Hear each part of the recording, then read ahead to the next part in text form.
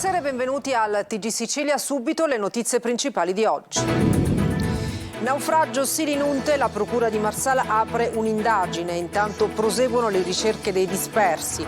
Un sopravvissuto a bordo, non abbiamo mangiato né bevuto. E di nuova emergenza rifiuti a Palermo, nuova ordinanza del sindaco Lagalla per la discarica di Bellolampo che non riesce a trattare le 850 tonnellate di rifiuti che arrivano ogni giorno. Cominciato il lungo ponte di Ognissanti, Catania e Palermo volano nella top 30 delle città turistiche più visitate. Per Federalberghi Sicilia l'isola può fare molto di più. A Catania la tradizionale Fiera dei Morti, allestita nel parcheggio scambiatore di Fontanarossa. Oltre 150 gli stand per un appuntamento amato da grandi e piccini.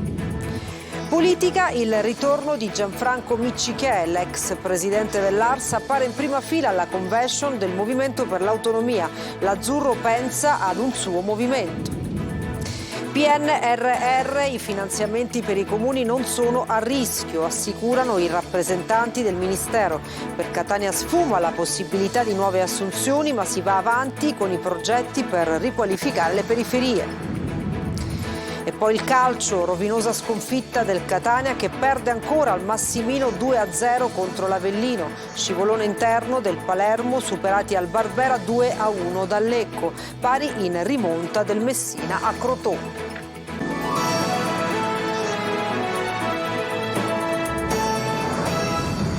Procura di Marsala, squadra mobile e carabinieri al lavoro per individuare gli scafisti che hanno trasportato fino a Marinella di Selinunte l'imbarcazione che ha fatto naufragio. Stamane intanto sono riprese le attività di ricerca in mare. Laura Spanò.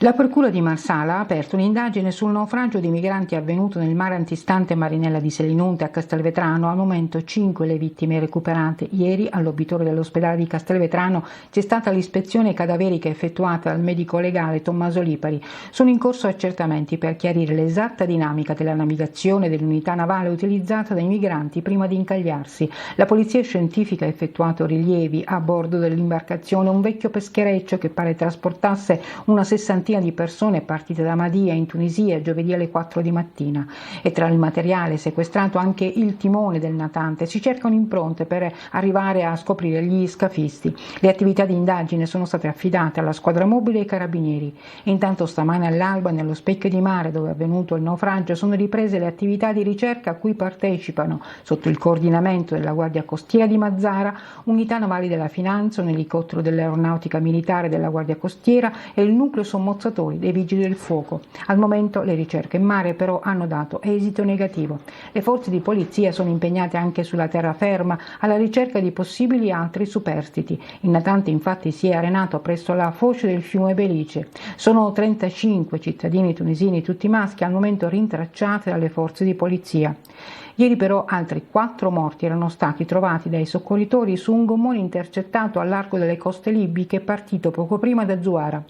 I 48 migranti sopravvissuti al naufragio, tratti in salvo dalla SIA AI-4 dopo la segnalazione di Alarm Phone, sono stati dirottati verso Vibo Valencia in Calabria.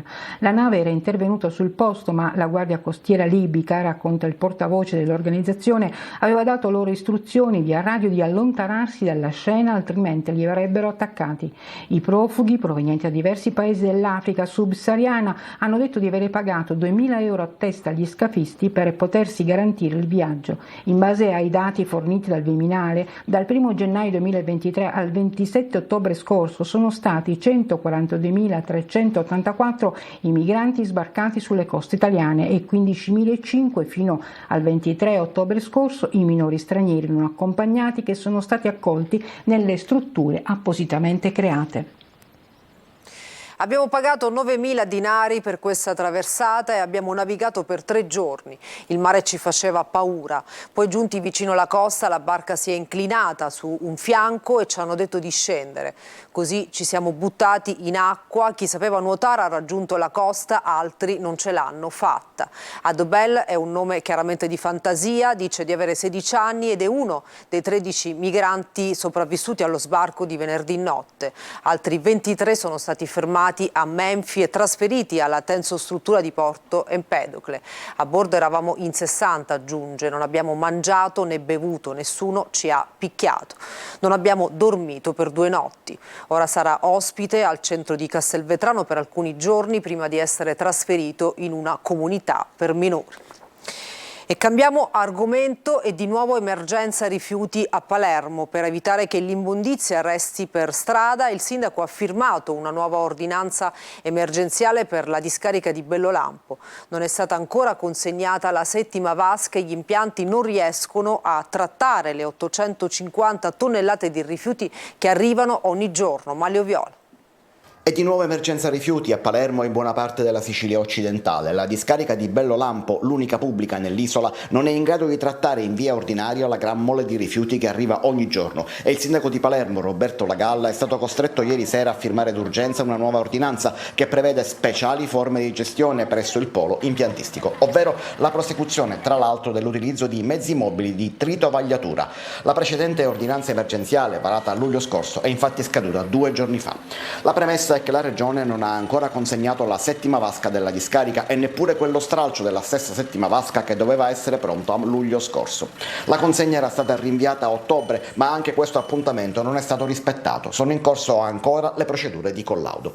A Bellolampo dall'inizio di luglio si stanno effettuando interventi di ammodernamento del TMB, ovvero l'impianto di trattamento meccanico e biologico dei rifiuti, in grado di trattare 750 tonnellate al giorno delle 850 che arrivano quotidianamente in discarica. Un contesto di gestione così precario che la RAP già nel giugno scorso ha avviato rapporti con altri impianti siciliani che potrebbero accogliere l'indifferenziata prodotta nel capoluogo. Ecco perché il sindaco si è già trovato costretto a ordinare l'utilizzo di non ordinarie forme di gestione dei rifiuti. È stata la stessa RAP a chiedere mercoledì scorso che la Galla intervenisse con una nuova ordinanza per evitare pericoli per l'igiene pubblica e scongiurare l'emergenza ambientale. La gestione dunque procede sul filo di lana in un territorio di confine fra l'emergenza e il danno ambientale, una sottile linea grigia piena di rischi di ogni tipo e natura. Il lungo ponte di Ognissanti è iniziato, Catania e Palermo nella top 30 delle città turistiche più gettonate. Per Federalberghi Sicilia però non bisogna accontentarsi, la Sicilia può fare molto di più, ha detto il presidente ai nostri microfoni, Francesco Aloi.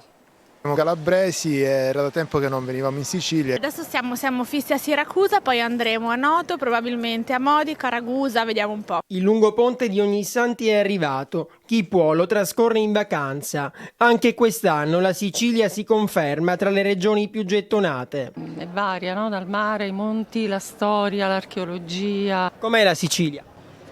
Bella, accogliente, saporita. Per il portale Olidù, Palermo e Catania sono tra le 30 città italiane preferite per questo ponte, ma i turisti ci sono anche a Siracusa, Taormina o Agrigento.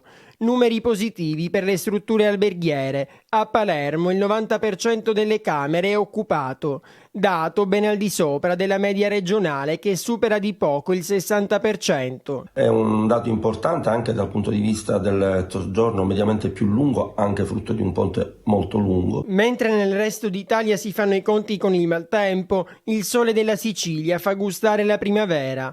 Con il turismo a respirare non sono solo gli hotel, ma tutto il comparto, dai negozi di souvenir ai ristoranti. Abbiamo registrato sia per le attività commerciali che per i pubblici esercizi un aumento totale pari quasi al 25% rispetto all'anno scorso di affluenza. Per Federalberghi però i numeri della Sicilia non soddisfano. Il potenziale dell'isola è molto alto e bisogna incentivare sempre più il turismo. Buone presenze nazionali e soprattutto internazionali, anche se il rendiconto dell'anno fondamentalmente sarà quello per una Sicilia dai numeri in crescita, ma ancora molto lontana da altre destinazioni che certamente fanno dei numeri più importanti. Intanto, tra la storia, il clima e le tradizioni, siciliani e turisti vivono così questi giorni di ponte. Io dico ai miei corregionali di visitare prima la Sicilia. Aperto ai battenti la Fiera dei Morti a Catania, allestita nel parcheggio scambiatore Fontanarossa. Un appuntamento immancabile per grandi e piccini fino al 5 novembre. Simona Mazzone.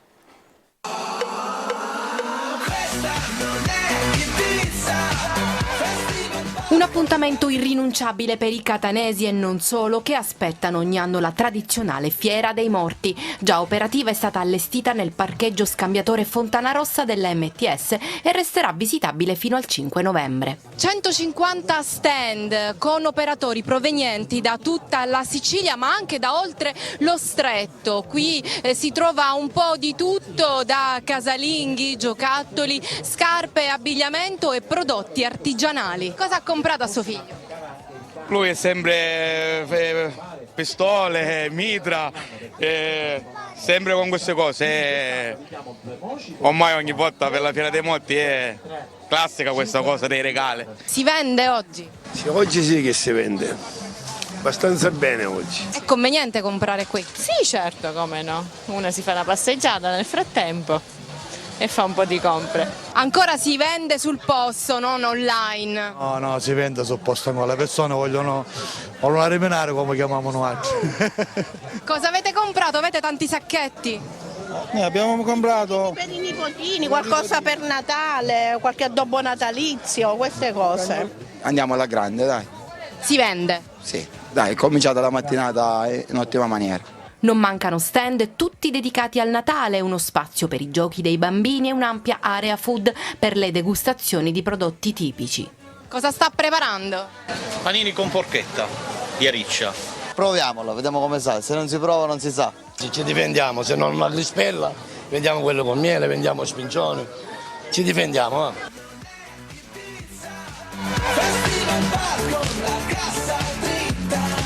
Buona. Si può mangiare, buono, consigliabile.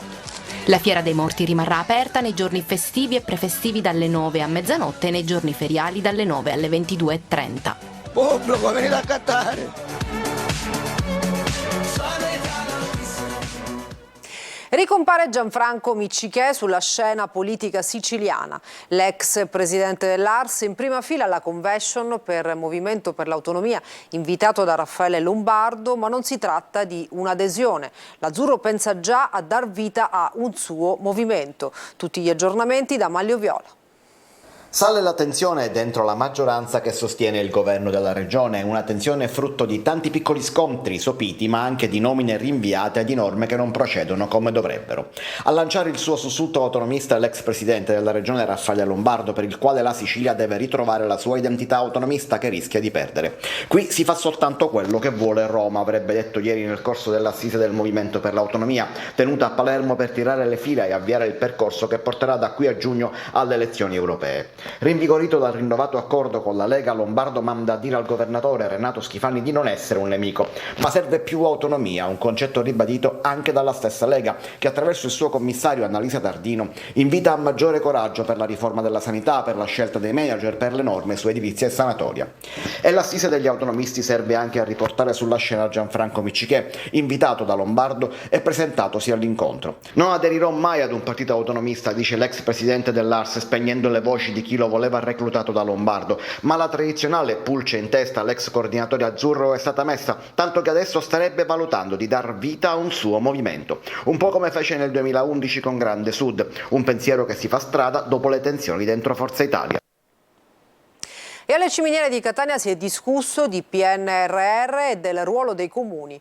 Il rischio di definanziamento delle opere per gli enti in dissesto non esiste, hanno detto i rappresentanti del Ministero, e comuni in difficoltà finanziarie come Catania non avranno problemi nei pagamenti. Francesco Triolo. Sino al 31 maggio 2023 sono stati assegnati al sistema dei comuni circa 36 miliardi di euro, il 91% della dotazione finanziaria prevista dal PNRR. È la cifra diffusa ieri dal vice capo di gabinetto del ministro per gli affari europei per il Sud Manfredi De Leo, partecipando alle Ciminiere al convegno I comuni come leva di sviluppo attraverso il PNRR. L'occasione per fare il punto soprattutto sull'azione dei comuni, anche quelli in difficoltà finanziaria o in dissesto come quello di Catania, che hanno assicurato dal Ministero non perderanno un euro di finanziamento e saranno garantite le anticipazioni previste, che possono inoltre arrivare al 30% del costo dell'opera proprio per evitare il rischio di crisi di liquidità da parte dei soggetti attuatori. Il ruolo dei comuni è strategico nel PNRR perché sono loro la parte più attiva, loro hanno la magna parte e quindi assieme allo Stato il PNRR viene distribuito da un lato dagli enti locali, dall'altro lato verrà gestito dallo Stato con le aziende di Stato, faccio riferimento ad esempio a RFI. La Regione invece ha un ruolo, se vogliamo, di monitoraggio assieme al Ministero. In Sicilia i finanziamenti previsti per il PNRR riguardano il settore della sanità, dove ci sono oltre 700 progetti, l'edilizia residenziale pubblica con 233 milioni di euro, con fondi tutti già avviati con i comuni o gli ACP siciliane. Ma le difficoltà dei comuni sono state evidenziate dal sindaco di Catania, Enrico Trantino. Mi sarei atteso che ci consentissero anche di assumere un po' di personale e nello stesso tempo di destinare soldi alle spese correnti, visto che un comune come Catania è fortemente penalizzato per la condizione del bilancio. Questo non è potuto essere, però cerchiamo di fare di necessità virtù e cercheremo di essere più bravi noi. Trantino ha parlato anche dei progetti che riguardano la città etnea, a cominciare dai piani integrati urbani del PNRR. I piani integrati sono certamente un'occasione importantissima di ricucitura di margini urbani, perché così abbiamo chiamato l'intera progettazione, che ci permette con un intervento di 72 milioni di riqualificare molte aree di Librino e del vecchio San Berillo, dando anche il volano perché ripartano le opere tanto dei privati sui propri beni dello stesso San Berillo, quanto speriamo di incoraggiare i privati che devono realizzare Corso Martiri della Libertà finalmente a chiudere questa ferita. Opere di riqualificazione che consentiranno di limitare le condizioni di degrado che molto spesso hanno fatto sentire i cittadini dei quartieri separati dal resto del tessuto urbano e che il Comune di Catania auspica rimangano dentro il PNRR per realizzarli entro il 2026. Grazie Sindaco. Una breve pausa, tra poco ampia pagina sportiva.